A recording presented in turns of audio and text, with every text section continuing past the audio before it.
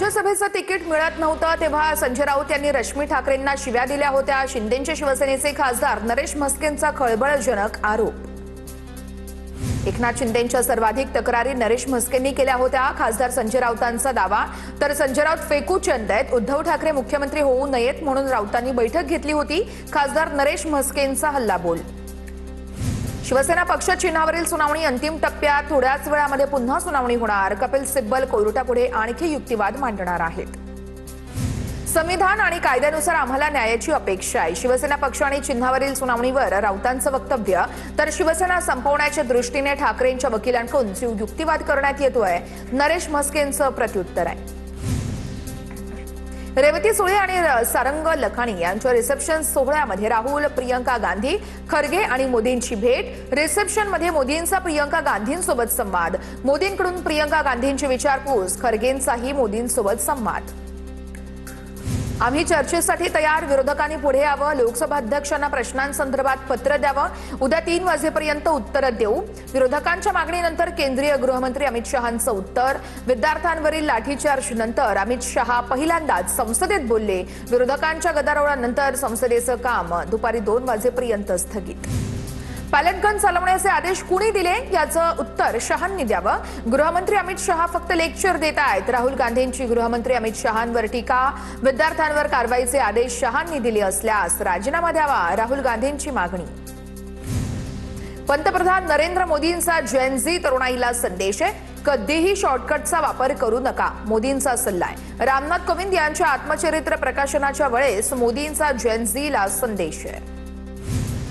उद्योगपती गौतम अदानींवरील फौजदारी खटला अमेरिकेने रद्द केल्यानंतर राहुल गांधींची मोदी सरकारवर टीका। भारताला याची मोठी किंमत मोजावी लागणार, राहुल गांधींचं विधान। पंतप्रधान मोदींना भारताच्या हिताशी तडजोड करण्यास भाग पाडलं, राहुल गांधींचा आरोप आहे। राज ठाकरे यांच्याकडून मुख्यमंत्री देवेंद्र फडणवीसांची वर्षा निवासस्थानी भेट। भेटीचं कारण अद्यापही अस्पष्ट आहे। एमसीएचे अध्यक्ष अजिंक्य नाईक हे देखील राज ठाकरेंच्या सोबत उपस्थित असल्याची माहिती आहे। भरत गोगावले रायगडचे पालकमंत्री होण्याची दाट शक्यता आहे। शिंदे फडणवीसांच्या आजच्या बैठकीमध्ये शिक्कामोर्तब होण्याची शक्यता आहे। मुंबईतील साकीनाका गौसिया चाळ परिसरामध्ये 2 ते 3 घरांवर दरड कोसळलेली आहे। दुर्घटनेमध्ये 7 जणांचा मृत्यू झाल्याची माहिती आहे। घटनास्थळी अग्निशमन दल आणि एनडीआरएफ पथकाकडून बचाव कार्य सुरू आहे।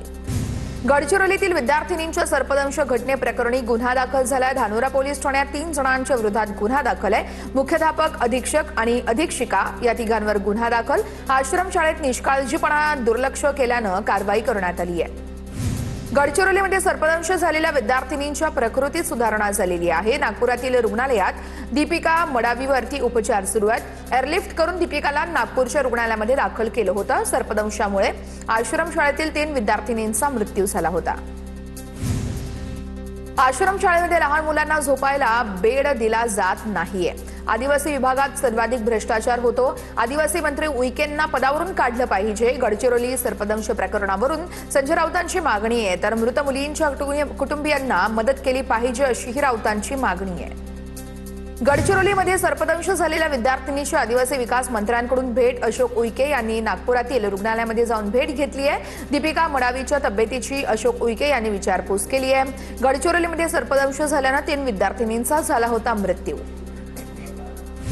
विद्यार्थ्यांसाठी बेड नसलेल्या सर्व आश्रमशाळांना नोटीस बजावणार आहे। गडचिरोली सर्पदंश प्रकरणानंतर आदिवासी विकास विभागाचा निर्णय आहे। सर्पदंश झाल्यावरती काय करावं याबाबत अधीक्षक आणि मुख्याध्यापकांना प्रशिक्षण देणार असल्याचीही माहिती आहे।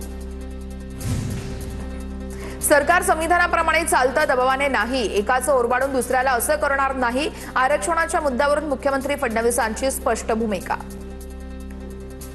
सरकार दबावानं काम करत नाही, मग काही जाती ओबीसी मध्ये कशा घातल्या, जरांगेंचा सवाल आहे। तर बावनकुळेंच्या पाठीशी असल्याचं बोलणं ही मराठ्यांसाठी धमकी आहे। फडणवीसांच्या वक्तव्यावरती जरांगेंची टीका आहे।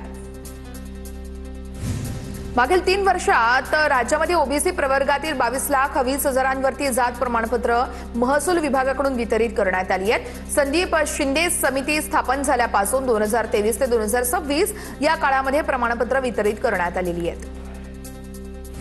ठेकेदारांसाठी नवा रेटिंग फॉर्म्युला। कंत्राट मिळाले की आता कामगिरी ही यावेळेस दाखवावी लागणार आहे खराब कामगिरी राहिली तर पुढचं काम मिळणार नाही. रेड श्रेणीमध्ये झळकणारे ठेकेदार निविदा प्रक्रियेतून अपात्र ठरणार आहेत. राज्य सरकारचा महत्त्वाचा निर्णय आहे. 21 तारखेला शक्तीपीठ विरोधामध्ये सांगलीमध्ये मोर्चा निघणार. शक्तीपीठ महामार्गामुळे शेतीचे 2 तुकडे होत आहेत. जयंत पाटील यांची प्रतिक्रिया. तर शक्तीपीठ मार्ग गरज नसलेला अशीही प्रतिक्रिया.